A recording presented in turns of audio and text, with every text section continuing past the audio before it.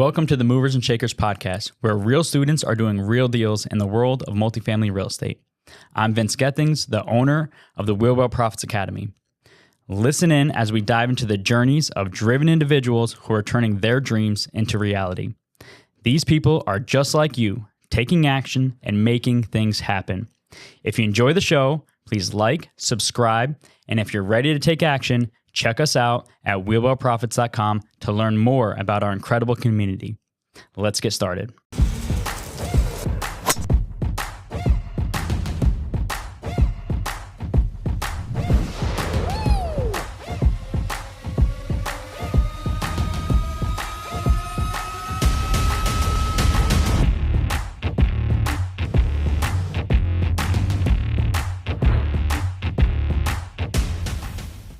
Hello and welcome to the Movers and Shakers podcast. My name is Gino Barbaro, co-founder of Jake and Gino, multifamily investor, educator, father, and mentor. With me today is Jason Valchine. Jason is the ultimate real estate investor. Ultimate. With years of experience in buying and renovating properties, he has now made the leap to become a full-time investor working on large multifamily deals. With a passion for learning and growing as an investor, Jason found success by connecting with industry experts, studying online resources, and leveraging the right connections. Welcome to the show, Jason. How you doing? Thanks, Gino. It's an honor to be here. Where do we start? Why multifamily? Give me the reason. Why did you jump into multifamily? You know, I worked a W-2 job. I was a technical sales guy for probably 20 years, and just kind of, I don't know, I caught the flipping bug early and just kind of dabbled in it, and was always grinding it out, weekends, nights, doing my own work. And then at some point I don't know if I got fired from a job or what it was. I got a bug. I was like, there's got to be something better. There's got to be something different. And I had heard good things about real estate, and that space wasn't really, targeted on multifamily yet. So I started just getting a little more serious, burn some properties, stuff like that. Fast forward, get fired from another job. And I'm just like, I got to go faster. Like, single family homes, it was a good way to cut my teeth. But so I started listening to podcasts. I started listening to you guys, guys like Bruce Peterson, Nathan Tabor, the bigger pockets type of guys. And just realized they all said the same thing. They said, go as big as you possibly can, as fast as you safely can go. And I kind of took that advice and I said, okay, well, multifamily is really the fastest way, they said, to scale. They all wound up there. So I said, I guess that's what I should start leaning towards. So I kind of started gobbling it up. Everybody, all the industry experts like you guys, even Grant Cardone, a lot of people kind of knock the guy, but I joined one of his mentorship programs, just trying to get some coaching, right? And try to learn, and connect to people and learn what they did, not try to reinvent the wheel, but just kind of just do what others that have done before me. Right. And then what was that conversation with your wife though? When you said to her, I want to do this thing full time. I want to leave the W-2. What was her reaction?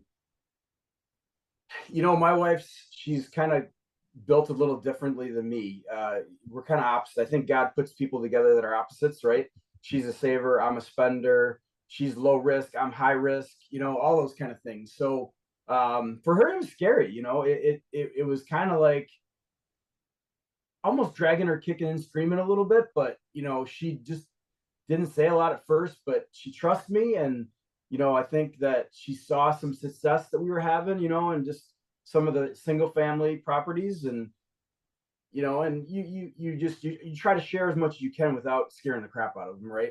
Yeah. What would you say to the listeners out there who have a significant other or a spouse and they're in the same situation as you are, or myself years ago? We have a soul-sucking job. We don't like what we're doing. We don't feel like we're connected. We want to try something different. What would you say to them to try to talk to their spouse?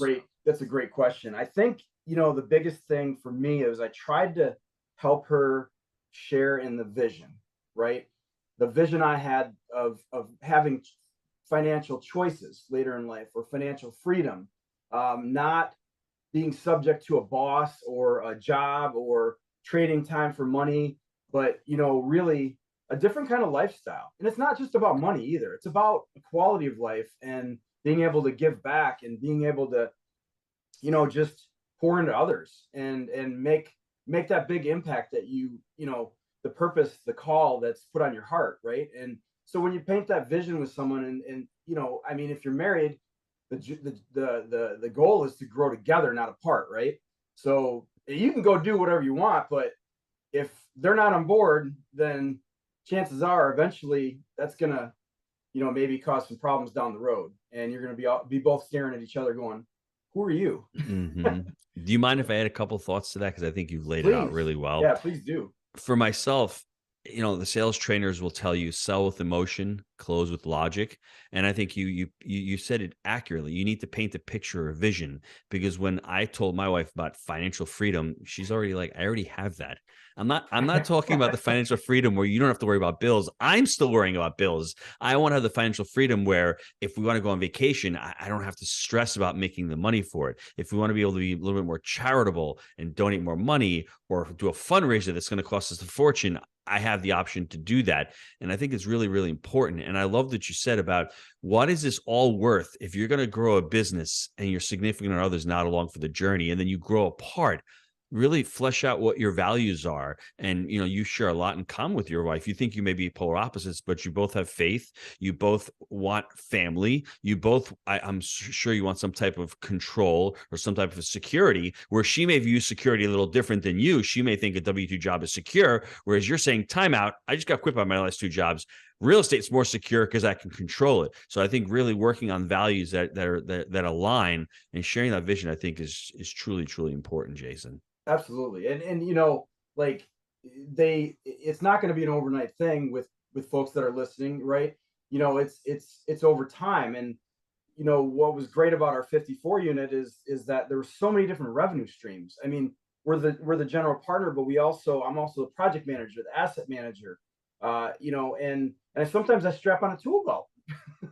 So it's like, so now we have like, and you know, sometimes she'll go clean apartments, you know, like, so the first time I think I handed her a pretty sizable check for project management fees, she kind of looked at me like, okay, you know, I can kind of see this. This is something we could probably do, right? Jason, how did you transition though from single families and doing burrs to buying your first apartment? What did that look like? I probably a couple of you know, the world's going to tell you that's too fast, right? The world's going to judge you and tell you what you should do. You should start with the duplex and then go to the quadplex and then go to this and that. I just went from a couple of burrs that I did and I jumped right into a 54. You know, I don't know. No one told me I couldn't. So, so I just did it, you know, and I saw what everybody said. They said the same thing. I would go bigger, faster, sooner. Right. And so I'm like, well, I don't want to have that regret. I don't want to, you know, look and waste 10 years and then look back and say, why didn't I just buy the 54, you know, right off the get? So that's what I did. And what did you learn? Well, okay, before I even ask that question, I'm thinking about you and your growth. You didn't just go from that to that. You joined other mentorships. You joined other education. You invested in your education. Sure. What would you say to people out there listening? I want to go bigger, faster. I haven't done it yet. What would you say about, hey, time out? Maybe it's, you know, time to invest in your education, because that I wanted to go bigger, faster, absolutely. like you did. And I had to invest in my education years ago. And I continue to invest in my education. I was getting to a certain inflection points, whether it's scaling up, whether it's, you know, training on speaking, whatever it may be, you hit a wall and then you need it. So could you speak on that a little bit for me? Yeah, no, I love where you're going with that. And you know, we have, even if we join a community like Jake and Gino, which is an amazing community, you get coaches, you get all these people that are doing amazing things. You have to self-teach yourself. You have to take the action. You have to do the time and do the work and jump on the Jake and Gino, you know, the wheelbarrow profits, do the educational, watch all the videos. You got to do all that work, right? And you got to self-teach yourself, and you get the confidence, and then you get the knowledge, and then you just kind of mimic what others are doing. You build your team, and you're never going to not be scared. Like I was, it was frightening, very frightening to go. And a lot of time, I'm a man of faith. So there was times literally where I just prayed and I said, you know what? I can't do anything else with this. You got to do something. I said, Jesus, you got to do something, because, and then he would make something happen. But you got to take those steps. You got to take action. God can't help you unless you're actually taking action and in motion. Then he can help you. Right. Mm-hmm. And So, part of that's being clear, though. I mean, part of that is saying, I wanted to get into multifamily. I wanted to get out of what I was doing. And what you're basically saying in a lot of words, I can sum it up as education times action equals results. You could take massive action like I did early on and not get the results. And then I started taking massive education. But if you're not taking action, you're not saying, God help me. God helps those who help themselves. That's the way I look at it. We can't sit on the couch and say, here, hit me up with a miracle. No, you got to get off the couch, do the work, passive. And have the faith to put in the work. And I think that's goes back to working with the spouse. I should have probably said this also. And you're doing it and I'm doing it. If you're going to try to convince your significant other of working with you in the business or having trust in you, you need to put in the work and the effort and show them that you're going to actually suffer and put in the time so they have that faith in you. That's one thing that I had. My wife knew that I was a hard worker. And if I'm going to commit to real estate and I'm going to commit our future and our money and all of that, if I don't show her that I'm putting in the work and the effort, then it's all for naught. Then how is she going to trust me? Yeah, they do see it and they pay attention. And I mean, anybody does, right? You watch what your family does. You watch what the guys in the Jake and Gino community, you watch others, what they're actually doing, and they're out there talking, but are they actually taking the action behind the scenes, and what are they doing behind the scenes, right? So that's always how you do that is extremely important. But as far as the community, and surrounding yourself and getting educated, I joined the Jake and Gino community probably, that's a little over a year ago now. But I made a mistake when I first joined. I didn't, dive in. I got lost in, we're doing a $2 million renovation on my property. So I got lost in the weeds, right? And I didn't dedicate the time to have those coaching sessions. But now I've jumped back in and I'm meeting with my accountability coach regularly. I'm meeting with my deal coach regularly. I'm getting out there talking to brokers, looking at deals. So like it's a world of difference because I'm taking advantage of what the program actually has to offer. And that's really surrounding yourself with those kind of people is so crucial. You have to prioritize, and the priority is, hey, I've got a $2 million renovation going on. I need to take care of that.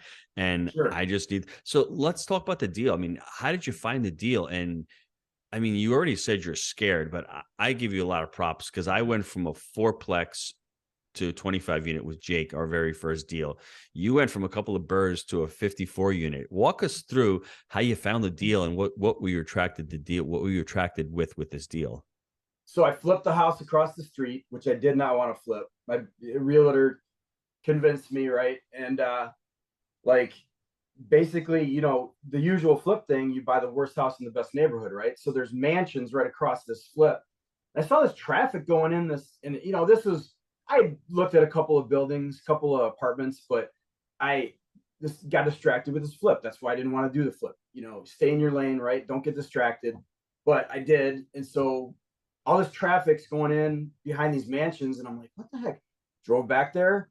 All of a sudden, there's this 54 unit complex, peeling paint, roof porches are falling off, like roofs leaking, like this is textbook, right? Mom and pop, someone that doesn't want to own this building.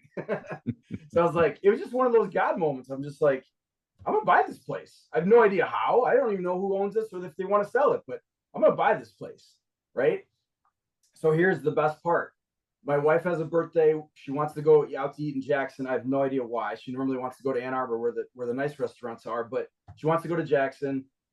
This is before COVID, so couldn't get in, hour wait. Okay, let's go over here to Nice Steakhouse. 15-minute wait. Let's have a drink at the bar. Big guy moves over. No, you guys can sit here. No problem. Makes room for us. Thanks. I start struck up a conversation. Thanks for moving.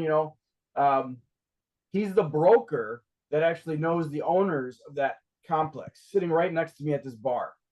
Like, I didn't even have a chance to go find out who owns this complex. This guy already knows them. He's like, oh man, he's like, I've been trying to buy that complex for 10 years for different clients. They'll never sell it. Never even gave us a price. Okay. broke my heart that night, but took him out for breakfast a couple weeks later, convinced him to try my way one more time, right? I'm going to get a purchase agreement. I'm going to have a lawyer draft it up, lob it over the fence, right? They countered. For the first time ever, he fell out of his chair. They actually gave him, it was like twice what we offered, but they countered, right? So the rest is history. We just went down the road, and it took us forever to buy that from that mom and pop, but we eventually bought it. It took us about 8-9 months to buy it. So let's walk that through for everybody, because the amazing part is you put something out there and it tends to come back to you. I mean, what's the chances of you going to a restaurant that's full and then leaving, going somewhere else where you wouldn't want to go, sitting at a bar next to a real estate broker? And that's the key, everybody. Let people know what you're doing. Let them know that you're investing, because you never know who's sitting next to you. It could be a commercial mortgage broker. It could be a realtor. It could be an owner of a property. So that's the amazing part. And that's action. And then obviously that purchase and sale is great, because when you spend the time and the effort to get a contract in front of them, they know you're serious. No one ever did that. People probably throw lowball offers and they're like, you know what? But when you're serious about something, putting it in there, and then obviously the tenacity and not being able to quit, because a lot of these mom and pops, they don't know that their asset is worth what they think. They think it's worth X. Right. You know it's worth Y. So being able to work there for the next 8 to 9 months, most of us would have quit, and you kept going. So that is awesome. What attracted you to this property? Was it the location? Was it the ability to add to the property? Well, I chose a 90-mile radius in my house, and then I chose Jackson because Jackson or Lansing was in my wheelhouse, but Jackson was where I was flipping houses. I just knew the area pretty decent, and that's just the kind of, what I like about that market. And this is, maybe for other listeners that are listening in, is that some of those submarkets that are overlooked, by the big money, the institutional buyers, like institutional money, they're not, all these REITs, they aren't coming to Jackson to look for apartments. Like, so you're the people that are sitting at the table with you are a lot less. You're not gonna have to fight so many people. In this case, it was an off-market deal, but still, like, I like the market. It's lower income than, so it falls underneath a lot of people's radar. It's low growth. There's like negative 0.1 or 1% growth. So that takes it off a lot of people's lists. And I'm probably like, hopefully I'm not giving away my little honey hole here. But, it's just, I like the people. It's down to earth, blue collar, workforce housing, all those things that I like when it comes to multifamily investing.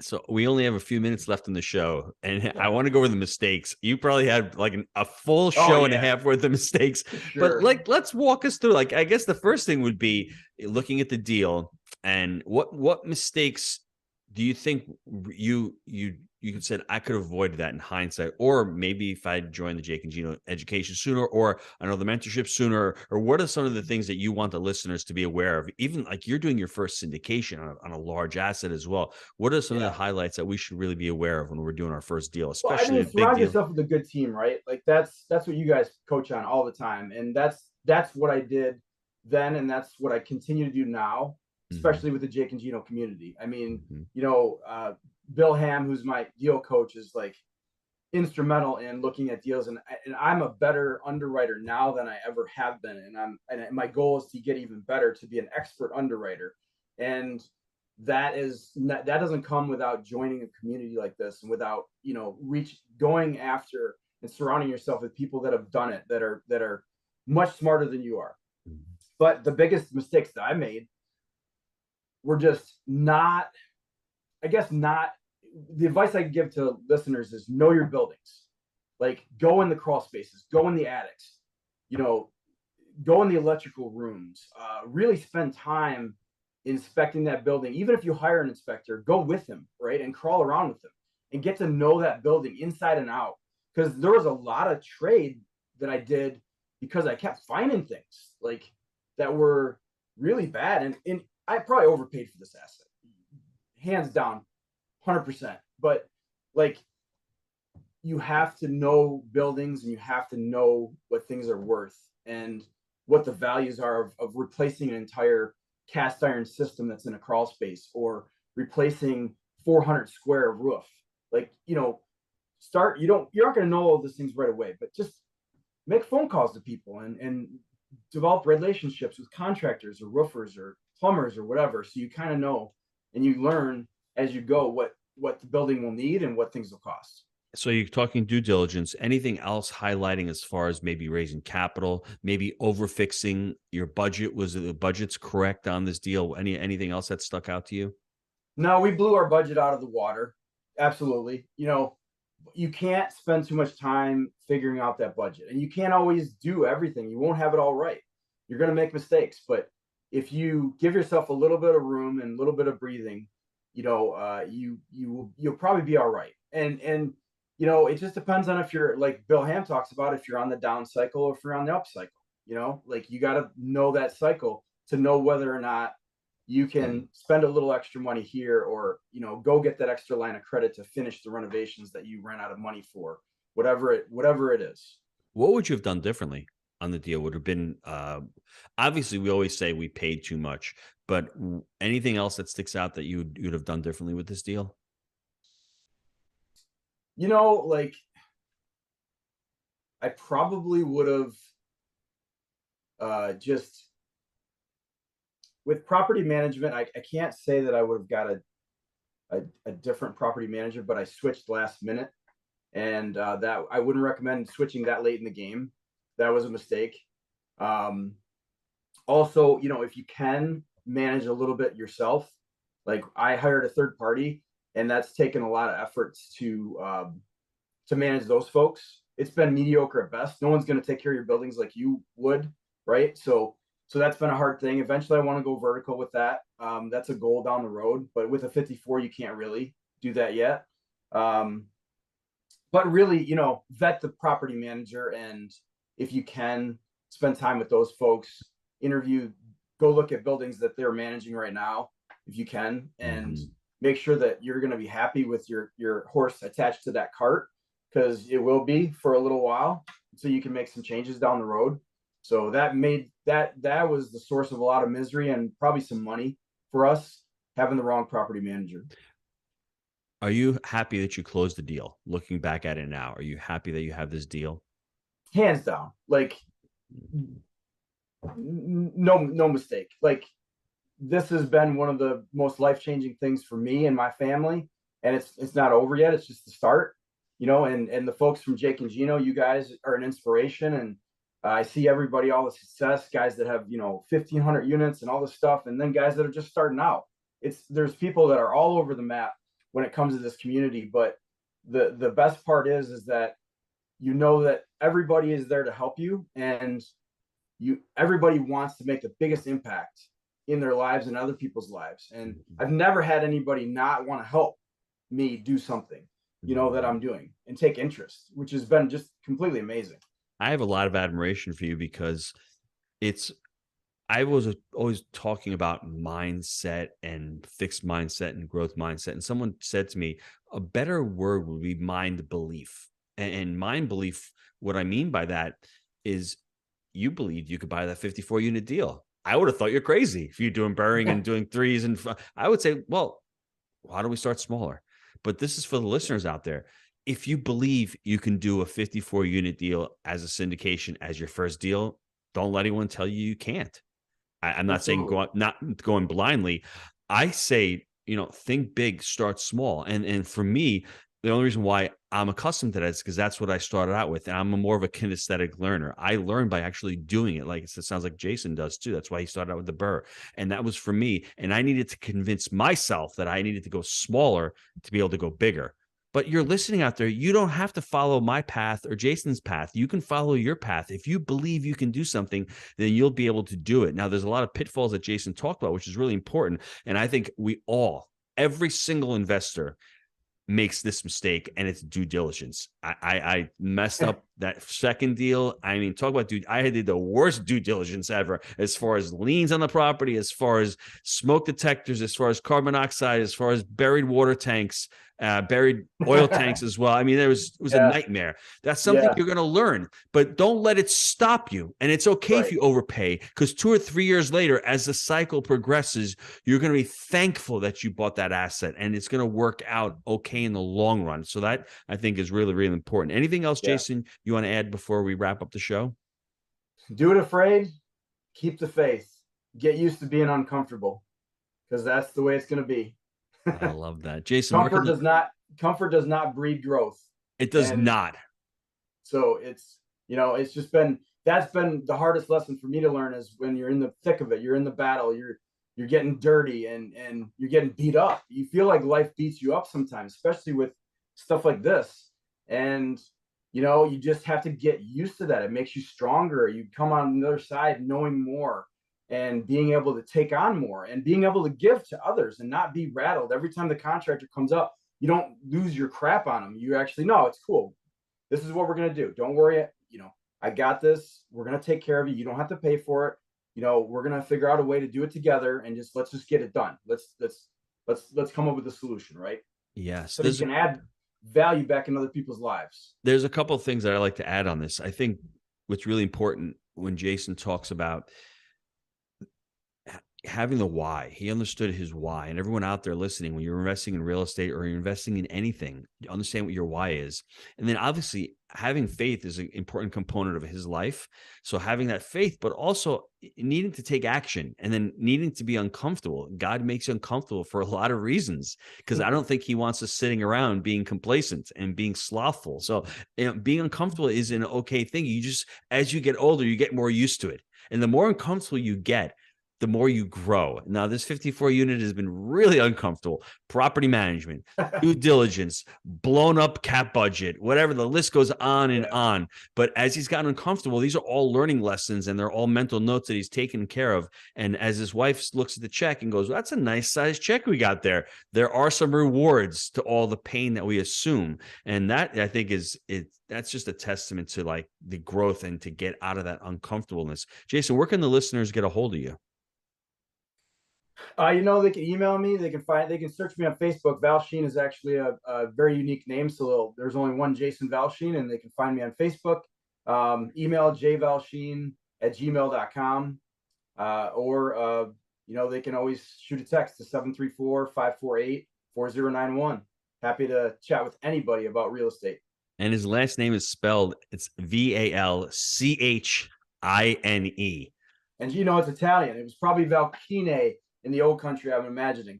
It is. I don't want it. It's Valchine. It's actually an awesome last Italian name. I just want to let you know that. So listen, I want to thank you for coming on the show, sharing your misery, sharing, how to get into a big deal, because you don't have to start out small. You start out where you feel comfortable. Remember, it's not mindset, it's mind belief. And, for all those out there that are looking to take it to the next level, go look at other communities out there. Go look to get educated. Invest in your education. You're worth it, because what you do today, you look back 5 years from now and go, I wish I did that deal. I wish I joined that mentorship. I wish I invested in myself. Don't hesitate. And you can see that one deal, it can be a life-changing deal for the rest of your life. So Jason, I want to thank you very much for coming on and for sharing your story. And until next time, let's go out there and let's make it a Movers and Shakers day. Thanks, everyone. It was an honor. Thanks, Gino.